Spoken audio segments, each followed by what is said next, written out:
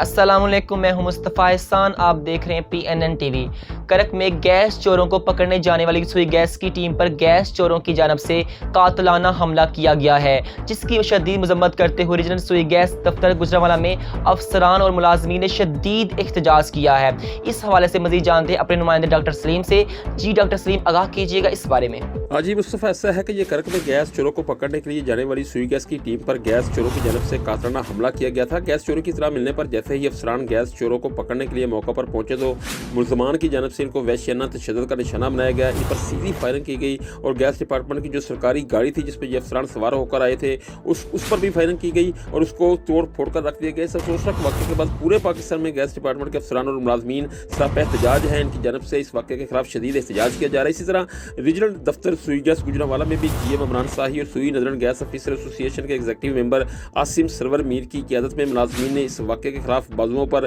سیاہ پٹیاں باندھ کر شدید احتجاج کیا اور واقعے کے خلاف بھرپور نعرے بازی کی۔ اس موقع پر احتجاج کے شرکا نے بینرز بھی اٹھا رکھے تھے جن پر واقعہ میں ملوث ملزمان کی فوری گرفتاری کے نعرے درج تھے، جبکہ شرکا احتجاج سے خطاب کے دوران GM عمران ساہی اور ایگزیکٹو ممبر سوئی ندرن گیس آفیسر ایسوسی ایشن عاصم سرور میر کا کہنا تھا کہ وہ کرک واقعے کی شدید الفاظ میں بھرپور مذمت کرتے ہیں اور پولیس کی موجودگی میں گیس ڈپارٹمنٹ کی ٹیم پر حملہ انتہائی افسوسناک، انتہائی قابل مذمت اور شرمناک ہے۔ ان کا کہنا تھا کہ ارباب اختیار فوری طور پر اس افسوسناک واقعے کے ملزمان کو گرفتار کر کے سخت ترین قانونی کارروائی عمل میں لائیں، بصورت دیگر احتجاج کا دائرہ کار وسیع کر دیا جائے گا اور حالات کی تمام تر ذمہ داری انتظامیہ پر عائد ہوگی۔ ان کا مزید کہنا تھا کہ ملزمان کی گرفتاری تک تمام جو ملازمین ہیں، جو افسران ہیں، وہ چین سے نہیں بیٹھیں گے۔ جی